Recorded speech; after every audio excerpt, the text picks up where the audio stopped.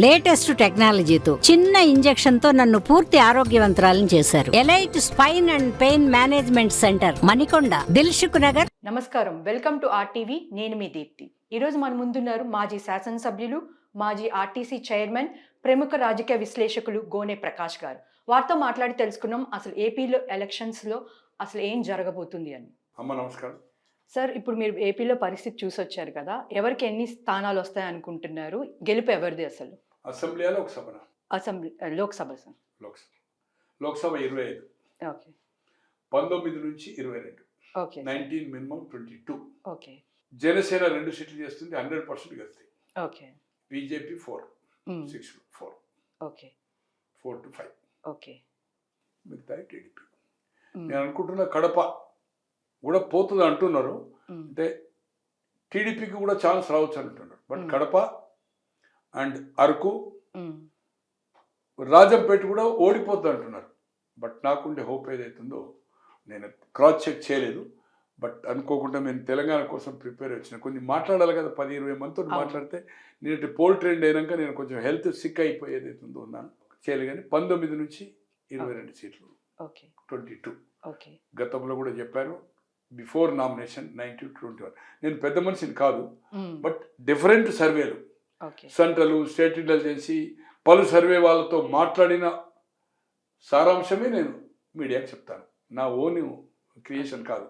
కొంత అక్కడ ఉండే స్థానికంగా అటు టీడీపీ కావచ్చు, వైఎస్ఆర్ కావచ్చు, నాకు 100,000 మంది లీడర్స్ ఉన్నారు గ్రామ స్థాయి నుంచి. నా అందరూ కూడా మాజీ మంత్రులు, రిటైర్ అయిన వాళ్ళు, పత్రికకు సంబంధించిన వాళ్ళు, ఎలక్ట్రానిక్ ప్రింట్ మీడియా. దాన్ని బట్టి నేను ఏదైతుందో నేను ఊహించుకొని నేను తెలియపరున్నాను కాదు. నేను 6 నెలల ఎమ్మెల్యే. బట్ 19 to 22, 19 నుంచి 22, 4 నుంచి 5 బీజేపీ, 2 పవర్. ఇక్కడ ఆయన 2 చేసిండు, వాళ్ళు 6 చేసిండు. ఇది పరిస్థితి లోక్సభ. సో అధికారం ఎవరికి దక్కబోతుంది అనుకుంటున్నారు? కూటమికా, వైసీపీకా? కూటమికి 100%. 100 కాదు, 135 కోట్ల భారతదేశ జనాభా అనుకుంటా. 135 crores టు కూటమి. జిల్లా వైజ్ విజయకుమార్ చెప్తాను నేను లిమిటెడ్గా. చెప్పండి సార్. విజయనగరము, వైజాగ్, శ్రీకాకుళం. 10 శ్రీకాకుళము, 9 విజయనగరం, 15 వైజాగ్. 34లో 27కు తగ్గదు. 27 to 29 seats. 27 to 29. East, west, Guntur, Krishna. East 19, 15 west, 17 Guntur, 16 Krishna. 33, 34. 67లో అదొక 3, 12. 12 అంటే 55. 50 నుంచి ఏదైతుందో 60 సీట్ల వరకు ఛాన్స్. మినిమం 50 ఈ 4 జిల్లాలు. రాయలసీమ 52, 14 చిత్తూరు, 14 కడప, 14 కర్నూలు, 14 చిత్తూరు, 14 కర్నూలు, అనంతపూర్ 14, 3 జిల్లాలు, కడప 10. 54లో ఏదైతుందో మొన్నటి వరకు ఒక 3-4 సీట్లు వాళ్ళకి ఎక్కువ ఉండే. ఇప్పుడున్న సిచ్యువేషన్లో ఈక్వల్ వచ్చి ఒక 2 సీట్లు మెజార్టీ రావచ్చు. అంటే 52లో 25కు తగ్గకుండా 27-28 సీట్లు వచ్చే అవకాశం కూటమికి. బీజేపీ ఇది. ఇక మిగిలింది నెల్లూరు అండ్ ప్రకాశం జిల్లా. ప్రకాశం is 12, నెల్లూరు is 10, 22.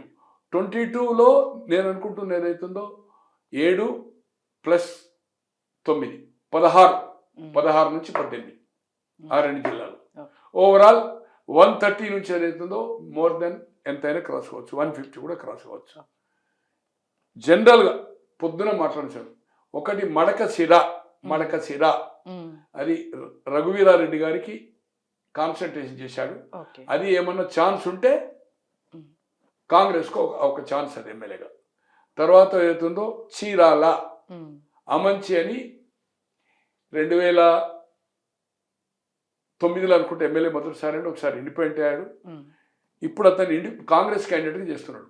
అక్కడ ఫైట్ ఇస్తున్నాడు. గెలిస్తే ట్రైడ్ ఫైట్లో గెలిచే అవకాశం ఉందని అంటున్నారు. కూటమి వైఎస్ఆర్పి బలరాం గారి, కృష్ణమూర్తి గారు 78, బలరాం వారు ఎంపీగా చేశారు, మంత్రి చేయలేదు అనుకోండి. యూత్ కాంగ్రెస్ జిల్లా ప్రెసిడెంట్ ప్రకాశం జిల్లా సంజయ్ జమాన్లు 78లో మొదటిసారి ఎమ్మెల్యే ఆడతాడు. ఓకే. అతని కొడుకు చేస్తున్నాడు ఇప్పుడు. అతను టీడీపీలో గెలిచి పోయిన ఎన్నికల్లో వైఎస్ఆర్పీలో చేశాడు. బట్ ట్రై ఫైట్లో అక్కడ గెలిస్తే కాంగ్రెస్ ఛాన్స్ అంటున్నారు. ఆ రెండు ఏదైతుందో ఓకే. కాంగ్రెస్ ఛాన్స్ అంటుండ్రు. గెలిచే అవకాశం అని నేను చెప్పను. ఓకే. బట్ ఇంకా 4 రోజులు అయితే అది కూడా చెప్పగలుగుతా కావచ్చు. అక్కడ అన్ని 3 సెక్షన్స్ మాట్లాడి ఓకే. నాకు కొంచెం హెల్త్ బాగలేక మీరు ప్రిపేర్గా మీ దగ్గరికి రాలేదు. But okay. ఏ పరిస్థితిలో 100% కాదు, 135 కోట్ల పర్సెంటేజ్లో 1% కూడా మిస్ కాదు. ఓకే. కూటమి 130 నుంచి 150 వరకు కూడా పోవచ్చు, 51 కూడా క్రాస్ కావచ్చు.